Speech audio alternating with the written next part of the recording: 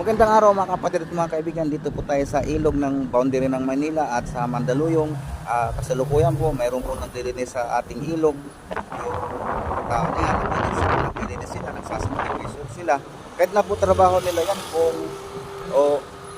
kung tapon po tayo ng tapon ng basura, hindi po kaya nilang linisin. Mabuti nga po sa mga tayo sila linisin po yan. Dahil mahirap po, mabaho po, pero dahil sa kanilang pamilya, nagtatrabaho pa rin po sila. Pero kung titingnan po natin, napakadami pong mga basura, mga kapatid, mga kaibigan. Ang isa pong magandang payo na iwasan po natin na magtapon ng basura dahil sa mga susunod na salinlahi, wala na po silang mapakinabangan.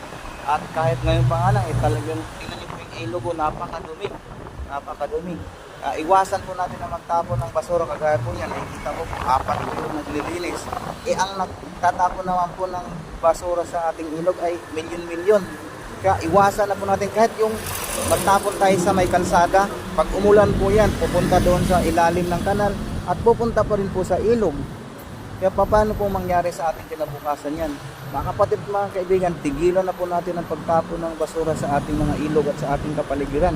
Dahil para maiwasan po natin ang pagbaha.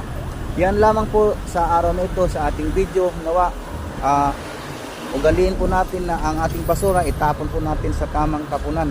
At paki-subscribe po na ang aking channel. At pindutin nyo na rin po ang notification bell. Nang sa ganon, makapanood po kayo sa susunod po natin na video. Pagpalain po tayo at samahan ng ating Panginoong Diyos.